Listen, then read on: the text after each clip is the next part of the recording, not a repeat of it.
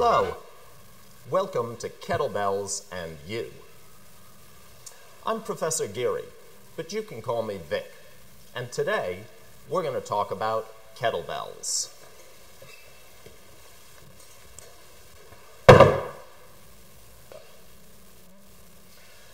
Before we talk more about the kettlebell, let's talk a little bit about fitness.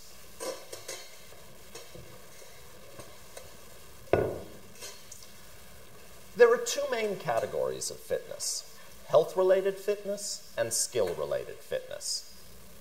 Health-related fitness, which is where everybody should start, has three main components.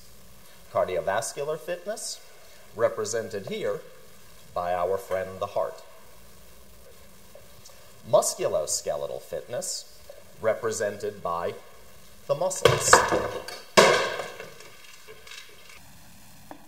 The third component of health-related fitness is body composition. Body composition is the percentage of your body that is fat versus the percentage of your body that is muscle. Muscle, bone, and your internal organs. It's important for health to have a low body fat percentage. The other type of fitness is skill-related fitness. Skill-related fitness includes agility, reaction time, coordination, speed, and power. With skill-related fitness, we don't just train the body, the muscles, the cardiovascular system, but we also train the brain. Both the brain and the spinal cord are necessary to achieve high levels of skill-related fitness. The kettlebell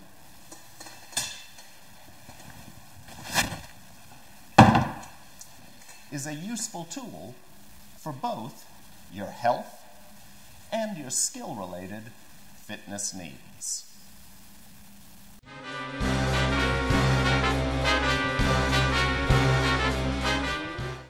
The kettlebell is a traditional Russian implement. It was originally used as the counterbalance on the scales at farmers' markets. But it became an object of interest and exercise for Russian peasants, farmers, priests, and monks. We have references to kettlebells in Russia all the way back to the 1700s. However, in the 1980s, the Russian Weightlifting Federation was given the task of finding the national exercise of Russia. They had three goals: find a way to keep the masses fit, increase labor productivity, and decrease healthcare costs. They had 5 criteria that they were trying to fill. Find something that was durable and economic, where the technique was simple and effective, could be done by a wide range of people, could be done individually or in a group, and had a low risk of injury. And the Kettlebell Commission selected the kettlebell to be the national exercise of Russia.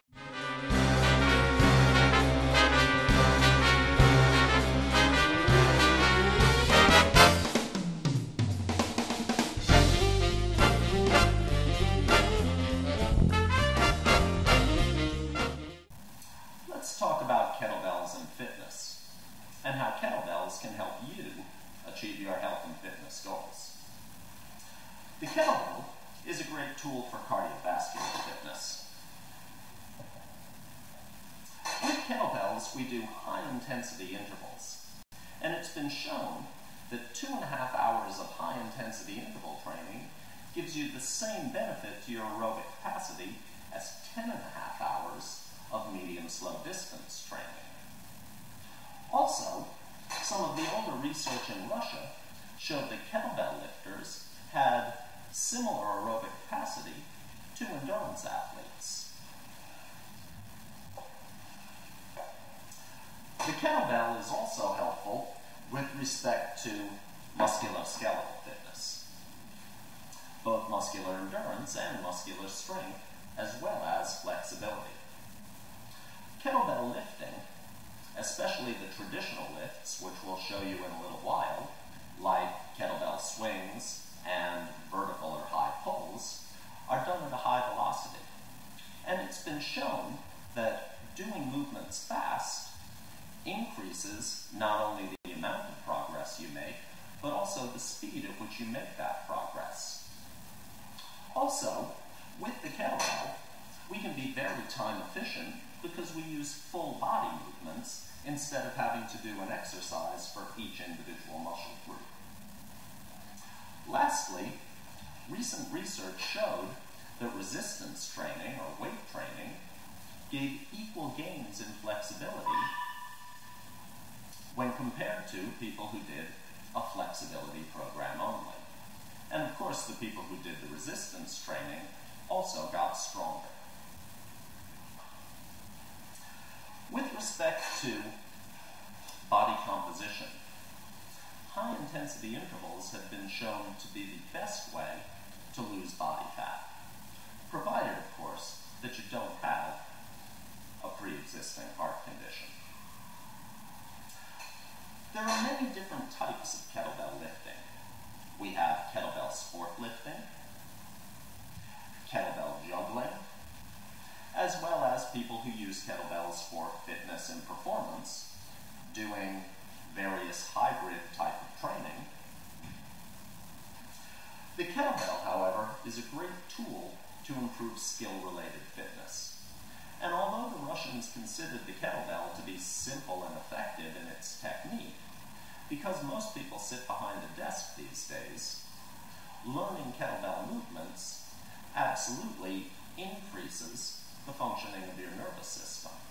And because your nervous system is engaged, you get better output to your muscles, and therefore more of a musculoskeletal stimulus, which further compounds your health-related fitness.